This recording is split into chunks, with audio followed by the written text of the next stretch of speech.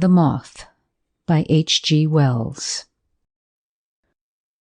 Probably you have heard of Hapley, not W.T. Hapley, the son, but the celebrated Hapley, the Hapley of Periplaneta Haplea, Hapley the entomologist. If so, you know at least of the great feud between Hapley and Professor Pawkins, though certain of its consequences may be new to you. For those who have not, a word or two of explanation is necessary, which the idle reader may go over with a glancing eye, if his indolence so incline him. It is amazing how very widely diffused is the ignorance of such really important matters as this Hapley-Pawkins feud. Those epoch-making controversies, again, that have convulsed the Geological Society are, I verily believe, almost entirely unknown outside the fellowship of that body. I have heard men of fair general education even refer to the great scenes at these meetings as vestry meeting squabbles. Yet the great hate of the English and Scotch geologists has lasted now half a century, and has left deep and abundant marks upon the body of the science. And this Hapley-Pawkins business, though perhaps a more personal affair, stirred passions as profound, if not profounder. Your common man has no conception of the zeal that animates a scientific investigator, the fury of contradiction you can arouse in him. It is the odium theologicum in a new form. There are men, for instance, who would gladly burn Professor Ray Lankester at Smithfield for his treatment of the mollusca in the encyclopedia. That fantastic extension of the cephalopods to cover the pteropods. But I wander from Hapley and Pawkins. It began years and years ago with a revision of the Microlepidoptera, whatever these may be, by Pawkins, in which he extinguished a new species created by Hapley. Hapley, who was always quarrelsome, replied by a stinging impeachment of the entire classification of Pawkins.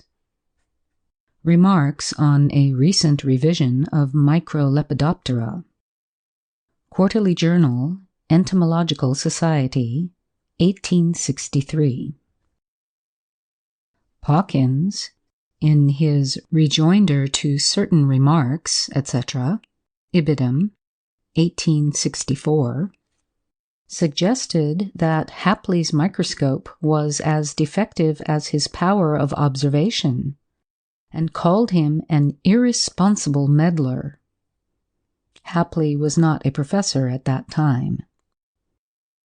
Hapley, in his retort, Further Remarks, etc., Ibidem, spoke of blundering collectors, and described, as if inadvertently, Pawkins' revision as a miracle of ineptitude. It was war to the knife.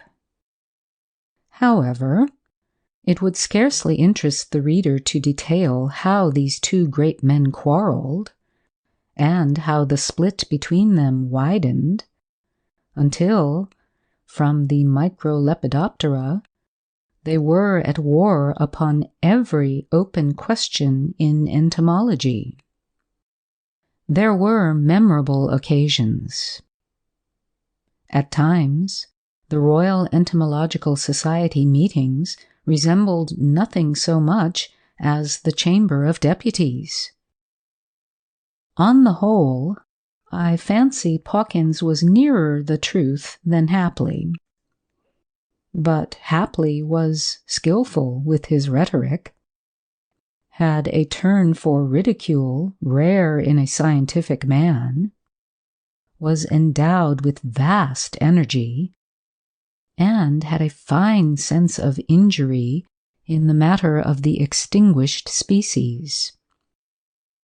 While Pawkins was a man of dull presence, prosy of speech, in shape not unlike a water barrel, over-conscientious with testimonials, and suspected of jobbing museum appointments. So the young men gathered round Hapley and applauded him. It was a long struggle, vicious from the beginning, and growing at last to pitiless antagonism. The successive turns of fortune, now an advantage to one side, and now to another, now happily tormented by some success of Pawkins, and now Pawkins outshone by Hapley, belong rather to the history of entomology than to this story. But in 1891, Pawkins, whose health had been bad for some time, published some work upon the mesoblast of the death's head moth. What the mesoblast of the death's head moth may be does not matter a rap in this story. But the work was far below his usual standard, and gave Hapley an opening he had coveted for years. He must have worked night and day to make the most of his advantage. In an elaborate critique, he rent Pawkins to tatters. One can fancy the man's disordered black hair and his queer dark eyes flashing as he went for his antagonist, and Pawkins made a reply, halting, ineffectual, with painful gaps of silence, and yet malignant. There was no mistaking his will to wound Hapley, nor his incapacity to do it. But few of those who heard him, I was absent from that meeting, realized how ill the man was. Hapley got his opponent down and meant to finish him. He followed with a simply brutal attack upon Pawkins in the form of a paper upon the development of moths in general, a paper showing evidence of a most extraordinary amount of mental labor, and yet couched in a violently controversial tone. Violent as it was, an editorial note witnesses that it was modified. It must have covered Pawkins with shame and confusion of face. It left no loophole. It was murderous in argument, and utterly contemptuous in tone, an awful thing for the declining years of a man's career. The world of entomologists waited breathlessly for the rejoinder from Pawkins. He would try one, for Pawkins had always been game. But when it came, it surprised them. For the rejoinder of Pawkins was to catch influenza, proceed to pneumonia, and die. It was, perhaps, as effectual a reply as he could make under the circumstances, and largely turned the current of feeling against Hapley. The very people who had most gleefully cheered on those gladiators became serious at the consequence. There could be no reasonable doubt. The fret of the defeat had contributed to the death of Pawkins. There was a limit, even to scientific controversy, said serious people. Another crushing attack was already in the press and appeared on the day before the funeral. I don't think Hapley exerted himself to stop it. People remembered how Hapley had hounded down his rival and forgot that rival's defects. Scathing satire reads ill over fresh mold. The thing provoked comment in the daily papers. This it was that made me think that you had probably heard of Hapley and this controversy. But, as I have already remarked, scientific workers live very much in a world of their own. Half the people, I dare say, who go along Piccadilly to the Academy every year could not tell you where the learned societies abide. Many even think that research is a kind of happy family cage, in which all kinds of men lie down together in peace. In his private thoughts, Hapley could not forgive Pawkins for dying. In the first place, it was a mean dodge to escape the absolute pulverization Hapley had in hand for him. And in the second, it left Hapley's mind with a queer gap in it. For 20 years he had worked hard, sometimes far into the night, and 7 days a week, with microscope, scalpel, collecting net, and pen, and almost entirely with reference to Pawkins. The European reputation he had won had come as an incident in that great antipathy. He had gradually worked up to a climax in this last controversy. It had killed Pawkins, but it had also thrown Hapley out of gear, so to speak, and his doctor advised him to give up work for a time and rest. So Hapley went down to a quiet village in Kent and thought day and night of Pawkins, and good things it was now impossible to say about him. At last, Hapley began to realize in what direction the preoccupation tended. He determined to make a fight for it, and started by trying to read novels. But he could not get his mind off Pawkins.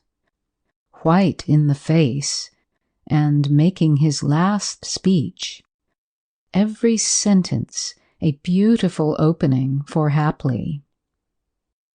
He turned to fiction and found it had no grip on him.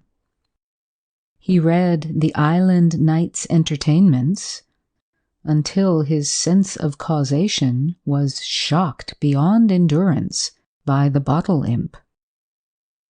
Then he went to Kipling and found he proved nothing besides being irreverent and vulgar.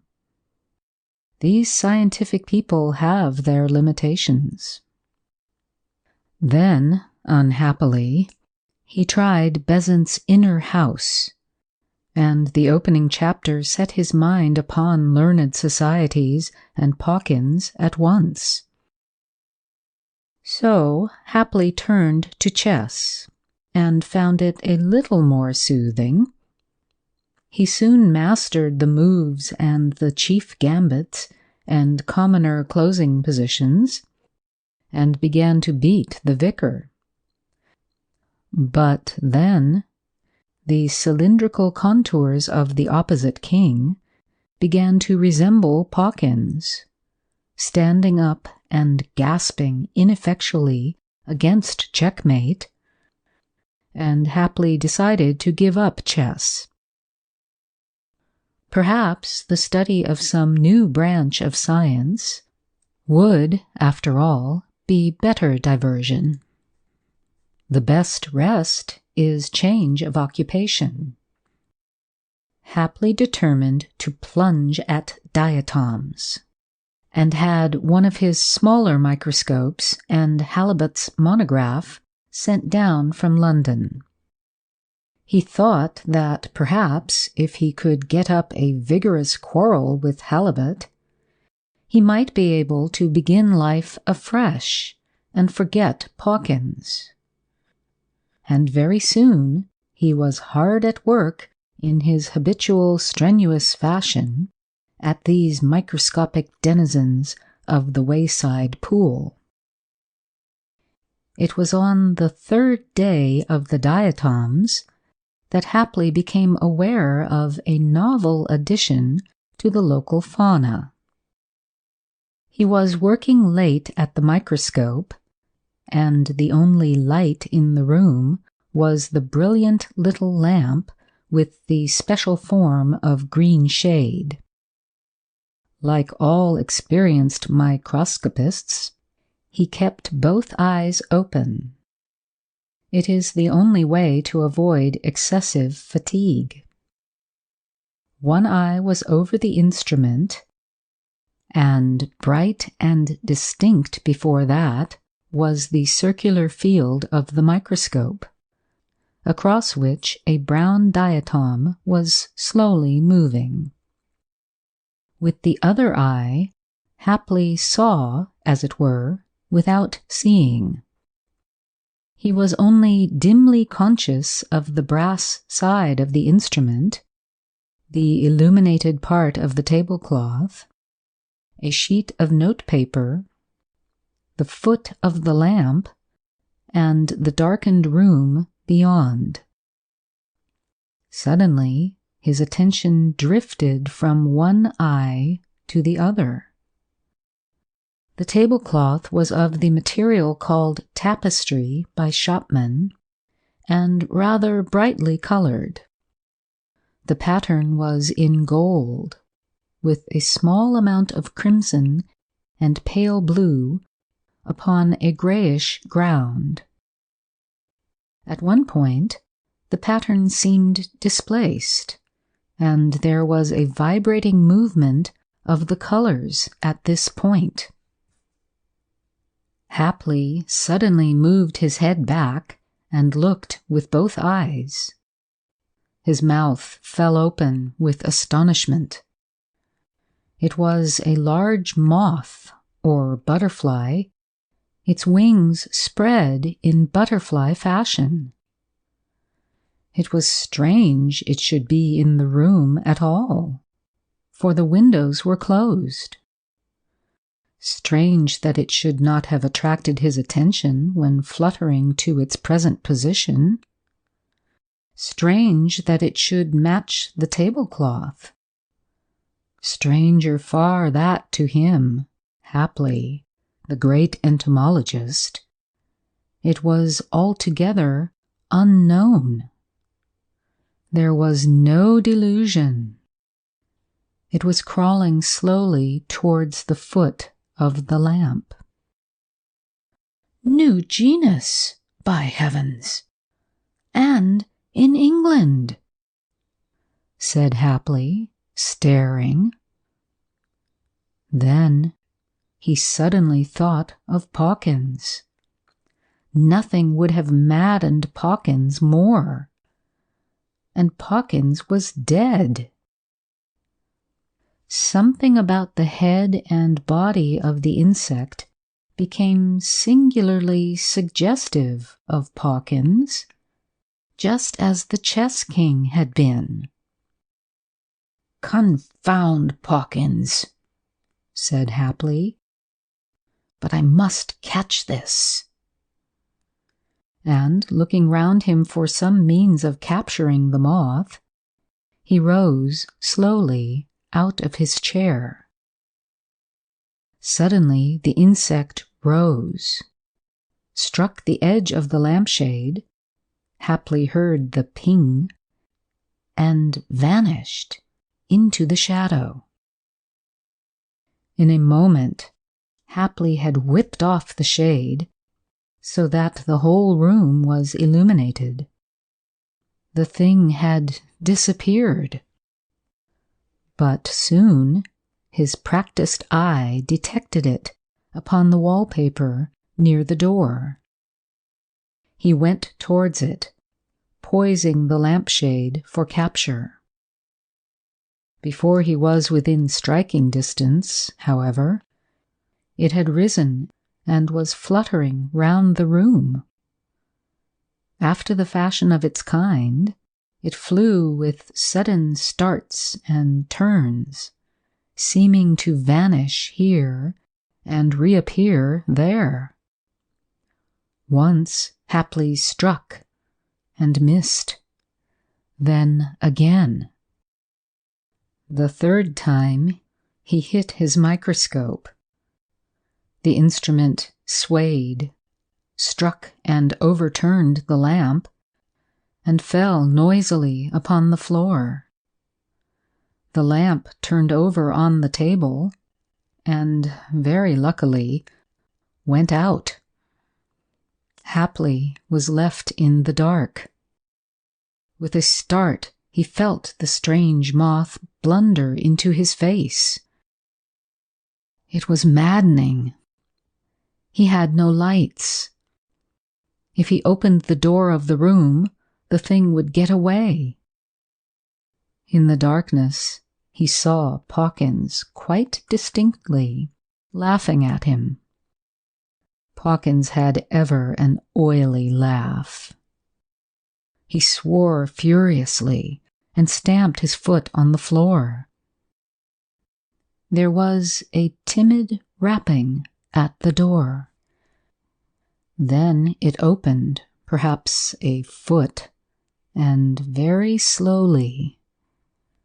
The alarmed face of the landlady appeared behind a pink candle flame. She wore a nightcap over her gray hair and had some purple garment over her shoulders. "What was that fearful smash?" she said. "Has anything—" The strange moth appeared fluttering about the chink of the door. "Shut that door," said Haply, and suddenly rushed at her. The door slammed hastily. Haply was left alone in the dark. Then, in the pause, he heard his landlady scuttle upstairs, lock her door, and drag something heavy across the room and put against it.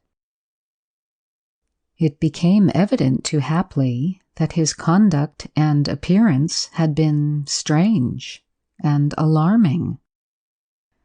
Confound the moth and Pawkins! However, it was a pity to lose the moth now. He felt his way into the hall and found the matches, after sending his hat down upon the floor with a noise like a drum. With the lighted candle, he returned to the sitting room. No moth was to be seen. Yet once, for a moment, it seemed that the thing was fluttering round his head. Haply very suddenly decided to give up the moth and go to bed. But he was excited. All night long, his sleep was broken by dreams of the moth, Pawkins, and his landlady.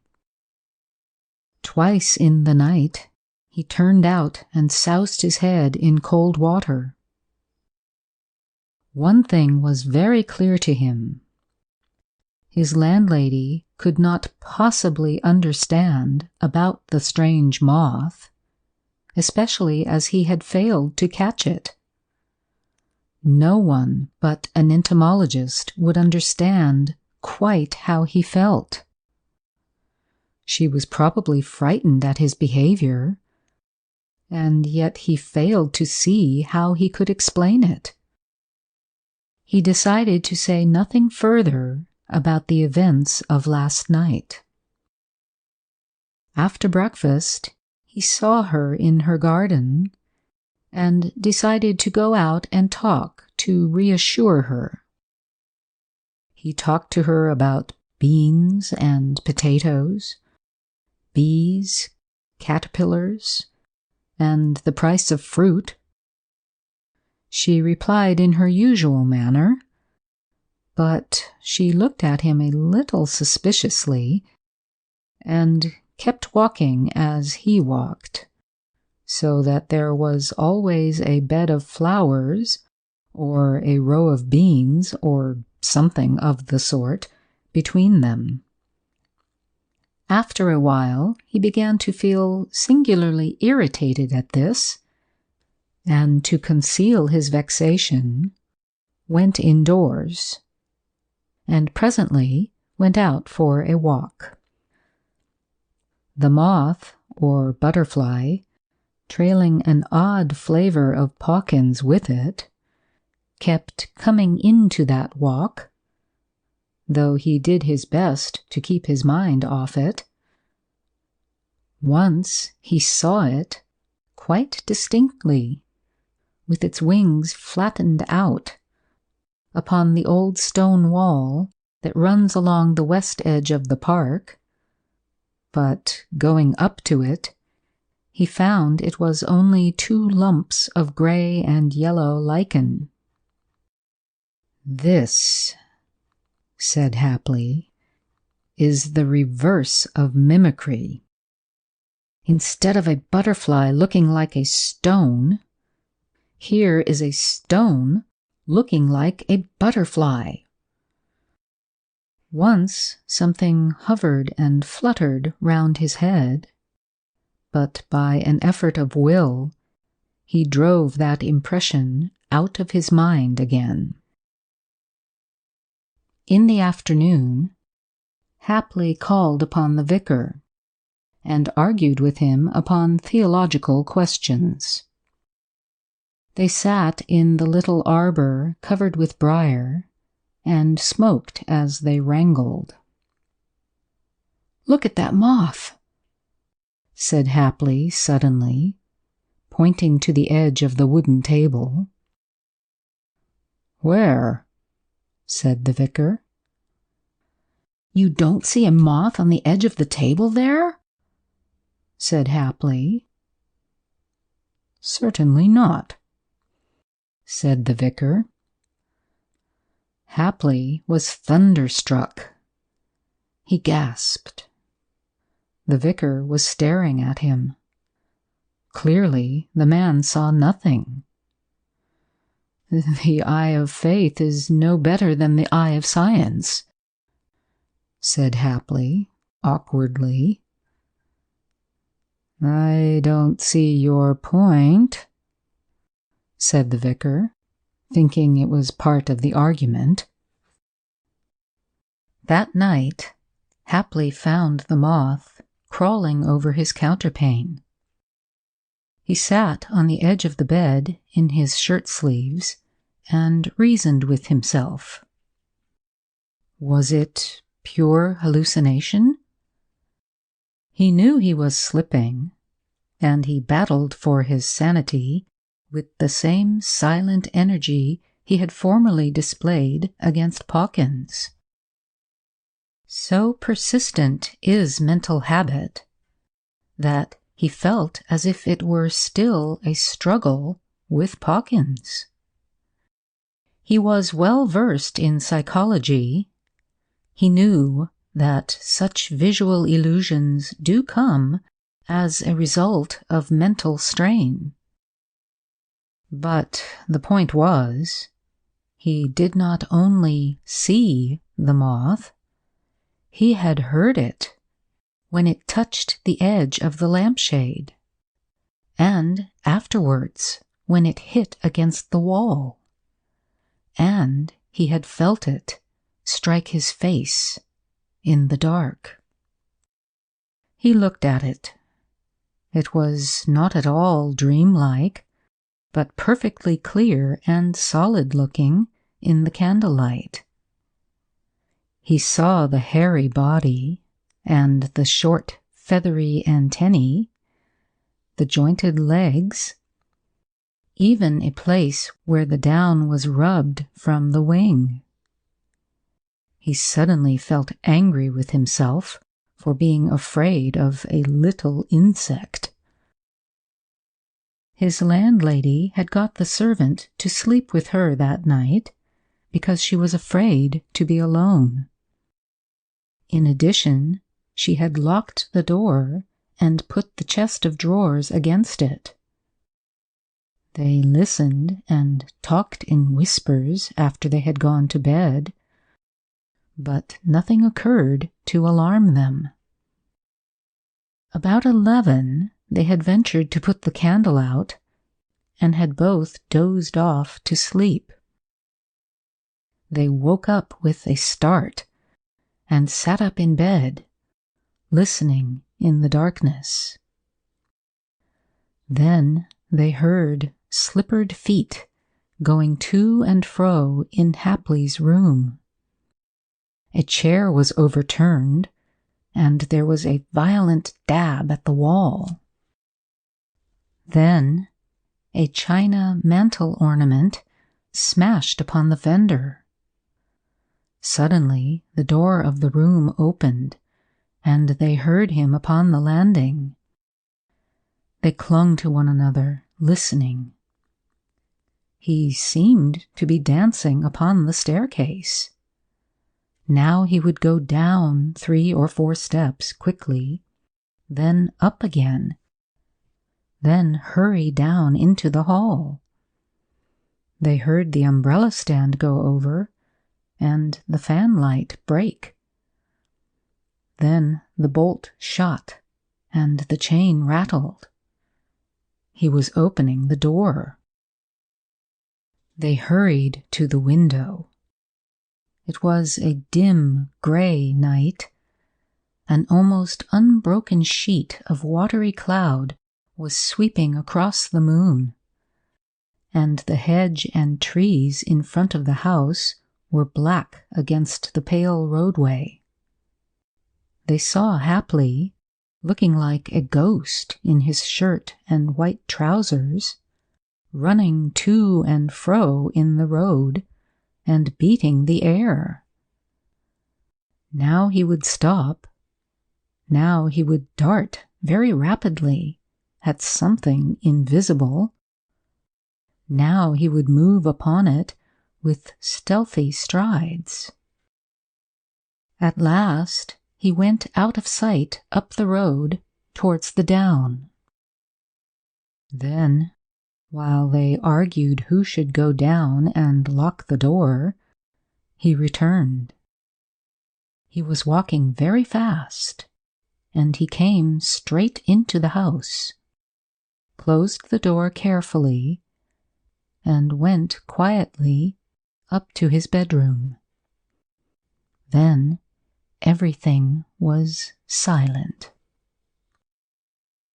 "Mrs. Colville," said Hapley, calling down the staircase next morning, "I hope I did not alarm you last night." "You may well ask that," said Mrs. Colville. "The fact is, I am a sleepwalker, and the last 2 nights I have been without my sleeping mixture. There's nothing to be alarmed about, really. I am sorry I made such an ass of myself. I will go over the down to Shoreham and get some stuff to make me sleep soundly. I ought to have done that yesterday." But halfway over the down, by the chalk pits, the moth came upon Haply again. He went on, trying to keep his mind upon chess problems, but it was no good. The thing fluttered into his face, and he struck at it with his hat in self-defense. Then rage, the old rage, the rage he had so often felt against Pawkins, came upon him again. He went on, leaping and striking at the eddying insect. Suddenly, he trod on nothing and fell headlong. There was a gap in his sensations, and Haply found himself sitting on the heap of flints in front of the opening of the chalk pits, with a leg twisted back under him. The strange moth was still fluttering round his head.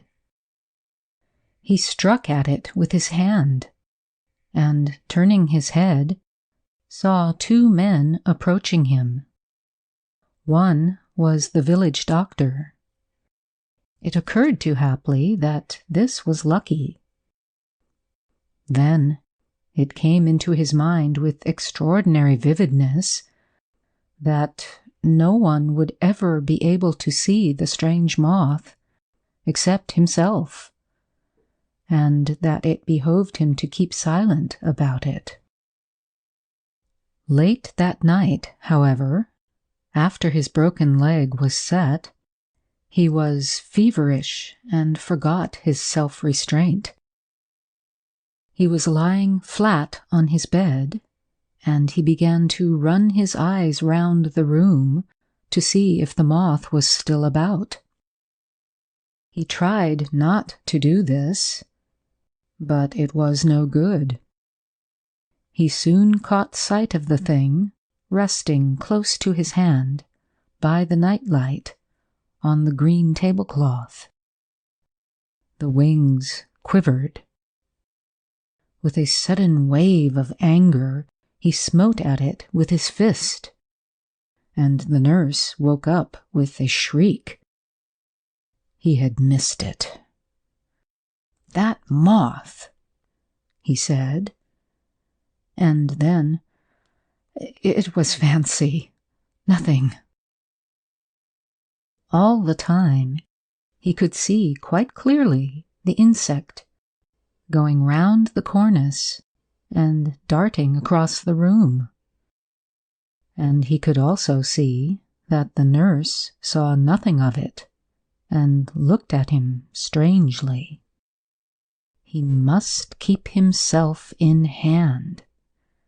He knew he was a lost man if he did not keep himself in hand.